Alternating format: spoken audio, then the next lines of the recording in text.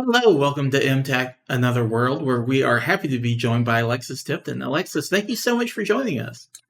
Of This has been course. great. It's my first year at MTAC, and it's just been wonderful. So, first time in Tennessee, actually. Welcome, So, welcome. yeah. Yeah, absolutely. Well, we'll start out with this.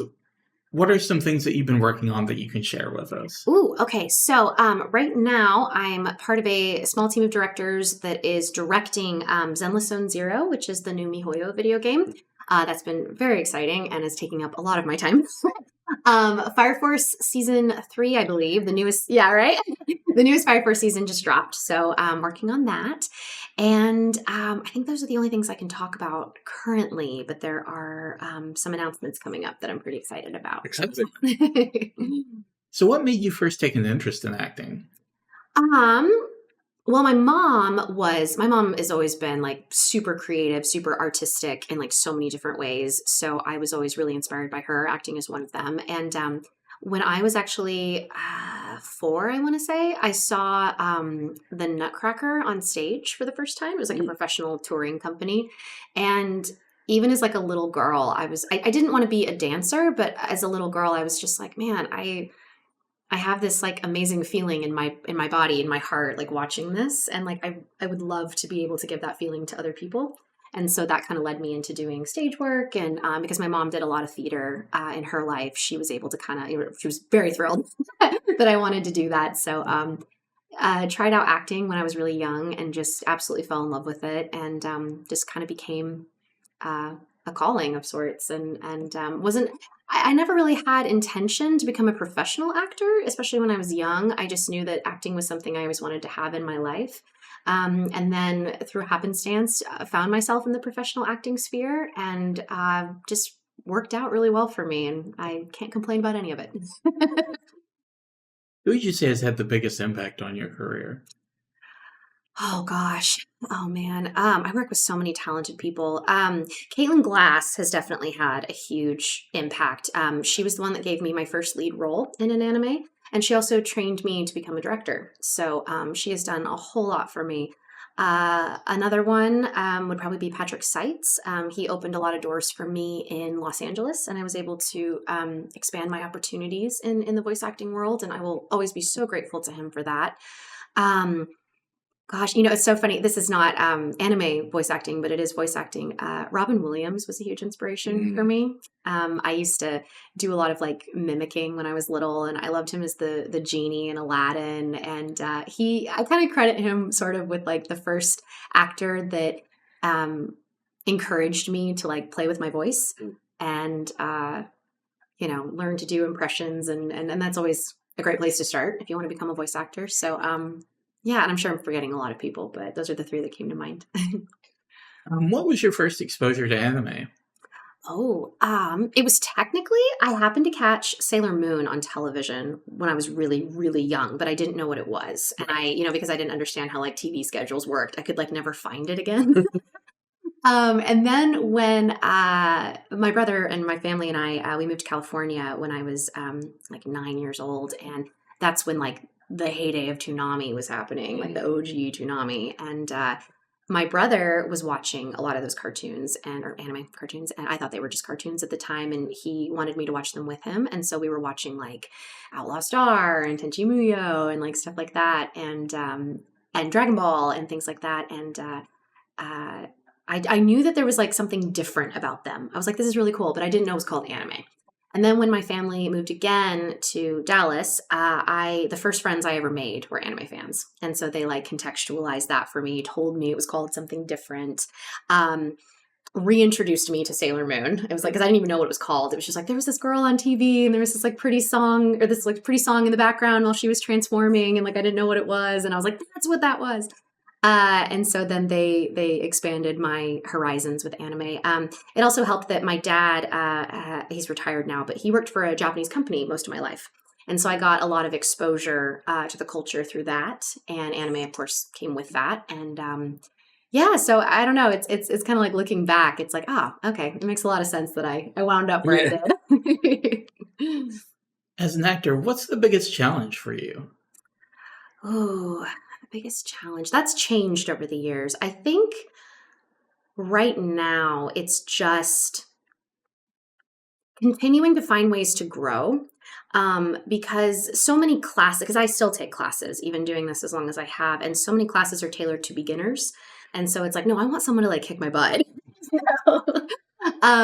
So I still feel like I have a lot of growing to do and a lot of learning to do. But again, like so many classes are tailored for absolute beginners. So yeah, just finding ways to continue to grow and to continue to sharpen and hone and to just grow in general.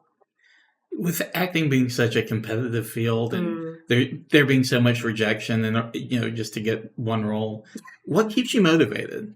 Just the love of it.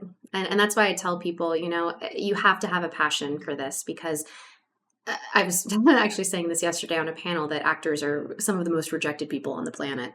And if you are doing this for, reasons that have nothing to do with love or passion for the craft, like it's going to be hard to recover from those no's and that rejection. But if you have that passion, then it's just, okay, on to the next. This was an opportunity. This was a growing opportunity. And to me, it's all about serving the work. If I don't get cast as something, it's because I wasn't the right person to serve that role. And that doesn't mean I'm bad at what I do. It's just that was meant for somebody else. So yeah, it's just being absolutely in love with what I do. What interests do you have outside of acting, directing, being a creative? Oh, it's hard to have a life outside of all that right now. Fair enough. I'm a busy bee. I really love reading. I'm trying to write right now. I'd love to try to write a book at some point. Got some ideas kicking around. Love. I'm a big cinephile. I love watching movies. Love travel. Always looking for new experiences, especially if it's somewhere I've never been. And bonus points if they have amazing food. Yeah.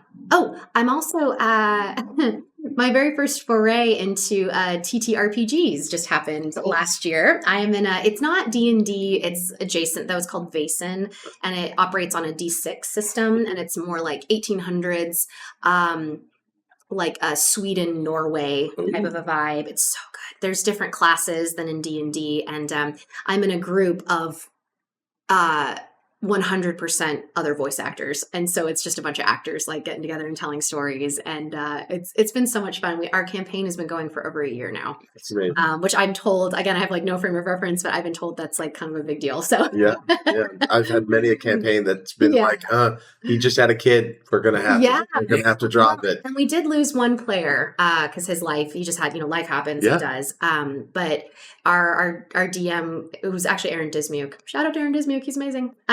He found a way to justify that departure. So it still felt really cool. What a gift for such a long running campaign. Yes. And it's also fun too, because some people in that group live out of state, and I know them in the voice acting community, but because they've moved, I don't get to see them as much. And so it's been really nice to be able to see their faces, because we just do it on Discord. And it's been very rewarding. It's been really fun. It's amazing.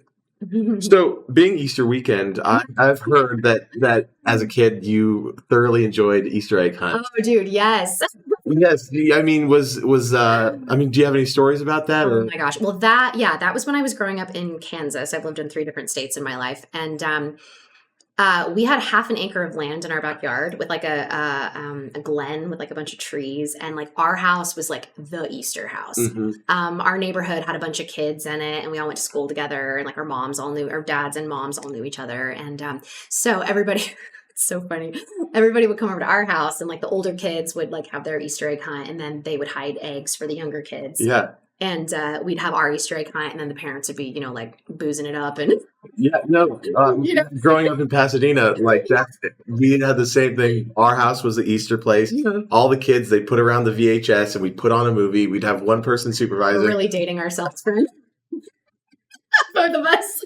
Yeah, no, just right in the city. I mean, thankfully, my mom's house did survive in the Pasadena fires. But I mean, we were the Easter party place. Yeah. Then all the parents, one of them stays in the couch, just making sure all the kids don't go anywhere with the beer in the hand. And then what's so funny is one of my friends that I've known since I was very little, I went to go visit her, and she lives in a different state now, but she had a home video from one of those Easter egg hunts when we were 6, and I was like, oh my, And so we watched it, and I was like, oh, there's your mom with a glass of wine in her hand. There's my mom. Like, oh my God. Of course, we didn't register that as kids, but like and nobody was like messy or anything, but it was just so funny. I was like, this is great. So my mom and I are going through like all of our old photos and VHSs and all the home videos. And then we're going through one, and then all of a sudden the video like cuts out, and then it's me recording over on the VHS of her wedding reception, of me recording over Saturday morning cartoon. And I was like, I'm so not to sound like a curmudgeon. Yeah, but for sure. Yeah, and I was like, I'm so sorry. I just really wanted to rewatch this episode. Right? Oh my God, too funny. Yeah, no, it's been great going through all of that. On another piece, you've showcased your singing talents in various anime roles. Have any artists had an influence on your singing style? Oh man, I feel like I'm still trying to find my singing style. That's been like such a journey. Yeah, I don't know. My music taste is so eclectic. It's like, I mean, like if you're in a car with me and my shuffle's going. I mean, the other question is, who's in your rotation right now? Well, let's see. Spotify's been recommending a lot of new artists to me lately, and I feel bad that I don't remember their names because a lot of them are indie artists. But I was a big like IMX fan like for a really long time, and I really love his music. It like inspires me to write, and but then I still love like all the like 90s like club music, like. Yeah. Like Armin van Buuren just dropped a new album, and I'm like, hey, I'm so glad you're still doing this, man. God, who else am I listening to right now? Yeah, it's one of those things where I have so many artists in my rotation, but I might just have like one or two songs from them. My go-to is the liked playlist, yes, but on shuffle, and it's like 400 songs, and it just is like just cuts back to. Well, it's so funny. You'll have like if you have like my shuffle, it'll be like, oh, here's something from like Chapel Roan, and then like here's something from like IMX, and then here's something from like Kesha, from like. If you scroll through, you can see that like for like a couple days you have like a certain thing you're into that's like these are all very similar, and then it's completely different. Yes, 3 down from that. Like oh God, there's this new artist that I'm really fascinated with. I forget what her last name is. Her first name is Sophia. But a song that a lot of people would know her from is like called The Doll People. And it's like, oh, it's so unhinged. It's like, not unhinged, but like it's so dark. And it just like, it really makes me feel things. And I'm like, ooh. But yeah, like I really love music, and I love discovering new music. And well, what was your first singing performance anime related? Oh, that's a great question. Rosario Vampire, probably. Okay. Yeah, because they all had like character insert songs, and so Mocha had one, and so I did one for her, and or actually I can't remember which one came first. It was either that or My Bride is a Mermaid, because My Bride is a Mermaid had like a whole Pop Idol episode. Yes. And but those happened within maybe like a year of each other, so I'm not really sure. And I think for Rosario Vampire, we went back and did it like later, because the song that Mocha sings was actually a copyrighted song in Japan, and so they were like super like about the translation, and it really that's one reason why the show was so delayed in coming out. If anybody remembers that's watching this, but and so being like your one of the first performances, was that something ahead of time that you knew and had to prepare for when he gave you the role? Like My Bride is a Mermaid, I had to audition separately, like with a singing sample. And back then, it's so funny. Like back then, I had like no confidence. Oh my God! Which kind of tying into one of your questions from earlier for inspirations, Brina Palencia. That was how I got to know her. She's been the singing person on like pretty much not everything that like Funimation / Crunchyroll has done, but a fair amount. Definitely more than anybody else, I would say. But she like would meet with me outside of work and like go over the songs with me so that like I could feel more confident. And she just was really, really generous with her time and taught me a lot. Man. Yeah, because I mean, being in Nashville, most of the people that I know are connected to music, and like you would say, acting, well, singing is a lot more personal, and then that more vulnerable. Yeah, extremely more vulnerable. And then with voice acting, you can change shift your voice. You can get edits from people, but with singing, this is how I've sang. Yeah, and so that must be just a really interesting. Singing for anime is very unique. Yeah, because not only do you have to fit lip flaps a lot of times, but I don't really have the verbiage to really fully explain this very well, but songs that are in Japanese tend to have, well, strictly because of the language, but also just what's popular is the rhythm's a little different, especially when it comes into, I don't know if rhythm's the right word, but it's slightly like translating a Japanese song into English and then being limited by the lip flaps and everything, it's not the same as if I were to sing like a musical theater song. For sure. You know, I don't know if that makes sense, but there's just some things that make it more challenging and a lot more to think about. Yeah. So that's been interesting too, just kind of like, because there's so many different ways to sing, you know? That's been interesting. Well, thank you for that insight. Yeah. It's a great question. Appreciate it. We'll let you go on this one. The theme for this convention is another world. So I've been asking people, if you had to be transported to another world, doesn't have to be from anime or anything, where would you go? Man, trying to think. Man. Trying to think of like isekai shows I've seen and like been a part of. Oh, like the Escaflowne world would be pretty cool. Trying to also think of like maybe some more contemporary ones. And then when you said it doesn't have to be anime, I was thinking of like time periods in history, but then I'm like, oh wait, no, all those would be really bad. Like for one reason. The tabletop RPG world be a bad one for? Oh, because well, I don't know how to answer that because our DM's kind of mean to us. Okay. Yeah, because I've never heard the TTRPGs, but you've had a practice of what it would be like to live in that. Yeah, and honestly, like he's always like, "Man, I need to make it more challenging. I need to make it more challenging." We're like, "No."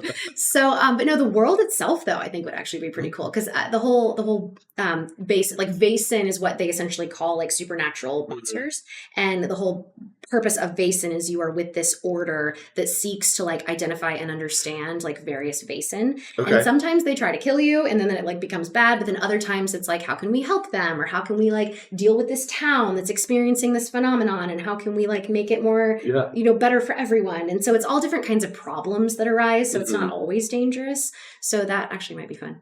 I'll go with that. You rescued me. Well, Alexis, thank you so much. This has been wonderful. Really do appreciate you. Appreciate y'all's time. Thank you so much. Thank you. Thank you. Some y'all, thanks. Thank you. Yeah, no, it's so funny. Like you mentioning the Easter egg hunt thing, I was like, how do you